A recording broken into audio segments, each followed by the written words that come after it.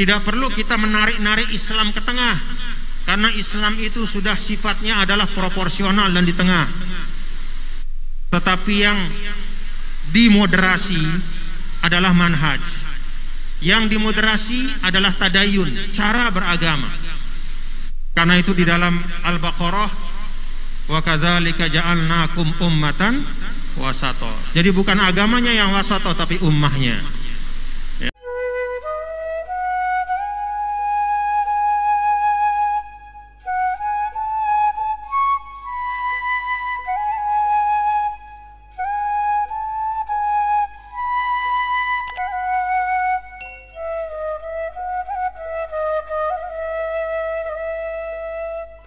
Saya ingin menggarisbawahi di sini ya. Ini di dalam muqaddimah beliau ya. Al-muqaddimah tufsihu ya anil madmun wal maudhu'. Bahwa muqaddimah itu adalah penjelasan yang paling fasih tentang apa yang hendak disampaikan oleh seorang pengarang. Kalau kita lihat dalam muqaddimah nih, di halaman ya, di halaman di halaman 10 ya, halaman 10 coba baca tuh. Alinea kedua. Wa hadhihi jumlatun ya. Qala Sayyidul Walid wa hadhihi jumlatun min al-buhuth al-ilmiyah fi majalatin mukhtalifatin wa mawadi'a mutanawwi'atin. Syai'un minha yakhussu qism al-aqidah wa ba'daha yakhussu qism al-kitab wa sunnah wa ba'daha yakhussu qism al-hadith wa ulumihi wa ba'daha yakhussu qism al-thaqafah al-islamiyah. Coba digarisbawahi sekarang nih. Ya jama'uha maqsudun wahidun. Ala. Ala itu kalau kita belajar kan adatun tambih ya. Ala, apa itu maksudun wahid? Jadi tujuan utama dari disusunnya kitab ini yang menghimpun ya 4 kelompok besar pembahasan. Ada pembahasan tentang akidah, ada pembahasan tentang Al-Quran hadis ya, kitab sunnah, ada pembahasan tentang ulumul hadis, dan ada pembahasan tentang as-thaqafatil islamiyah, yaitu tema-tema yang sering diperbincangkan ya, di kalangan umat.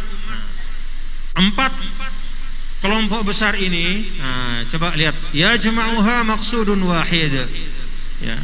Ini diikat oleh benang merah, kira-kira begitu ya.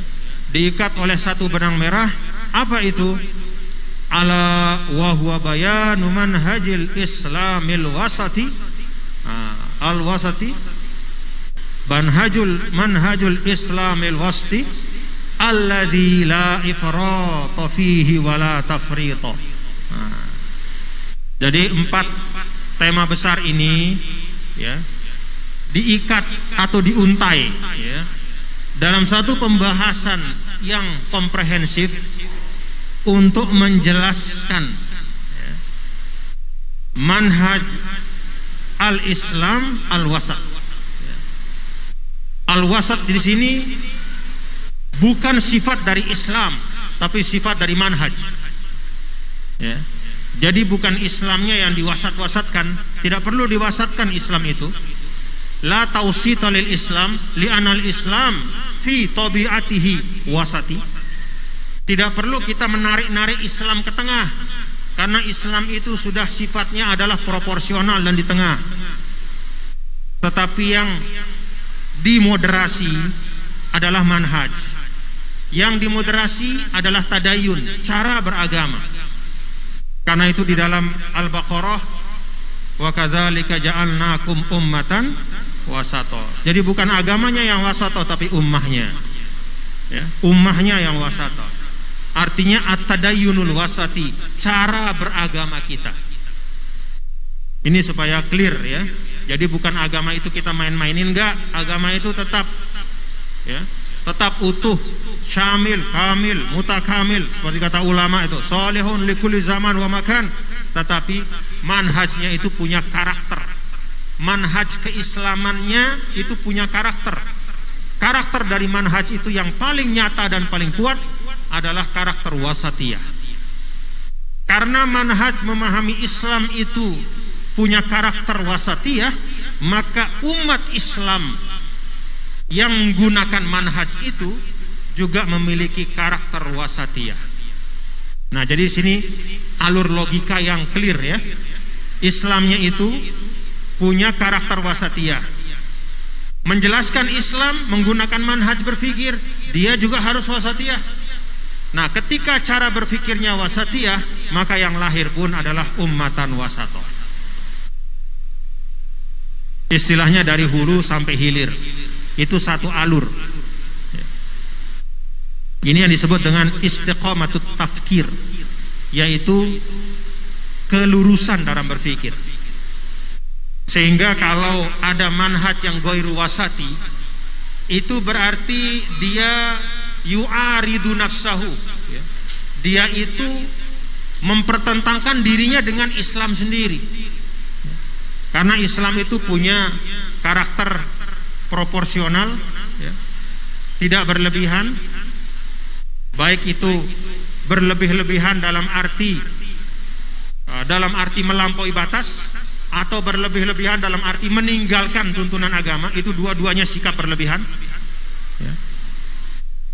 Maka kalau ada cara berpikir yang ekstrim ya, berarti dia menyalahi karakter Islam sendiri. Nah, ini yang ingin saya ajak kita menggarisbawahi ya, bahwa beliau berlelah-lelah menyusun kitab ini ya, adalah untuk memberikan kita satu pemahaman ya, penjelasan tentang cara ulama di dalam memaknakan teks-teks, cara ulama di dalam merumuskan pemikiran keagamaan. Nah, kemudian beliau sampaikan kelanjutannya, fi tanawuli hadhil qadaya wal hukmi ala tilkal masail. Jadi cara berpikir ya di dalam tanawul hadhil qadaya, di dalam membahas, menalar ya, masalah-masalah yang ada, baik masalah akidah, masalah yang terkait dengan ayat-ayat Al-Quran ataupun sunnah, bagaimana merumuskan ilmu-ilmu hadis, ulumul Quran, bagaimana memahami peristiwa-peristiwa yang berkembang seiring dengan berkembangnya Islam ya, tumbuh masalah-masalah, cara memahami masalah, lalu kemudian memberikan hukum kepada masalah-masalah itu ya. Nah, ini cirinya ya, dari yang dirumuskan oleh para ulama itu akan kelihatan benang merahnya semua. Nah, ini yang disebut dengan al-manhajul wasat ya, metode pertengahan. Ada teks, ada akal, dua-duanya dipakai secara proporsional. Ada teks, ada adat, dua-duanya juga diperjumpakan ya, secara proporsional. Sampai misalnya kalau dalam urusan adat itu kan apa? Al-adatu muhakkamatun, al-adatu muhakkimatun ya. Jadi kebiasaan-kebiasaan yang tumbuh berkembang di masyarakat, ketika datang teks-teks agama itu tidak serta-merta semuanya dibuang, tidak. Tapi kemudian ada proses untuk kemudian ditransformasikan menjadi sesuatu yang positif ya. Dimuatkan nilai-nilai yang mulia, sehingga tidak hanya merupakan kesepakatan antar individu, tetapi juga di situ ada spiritualitas ya. Ada nilai-nilai yang luhur ya.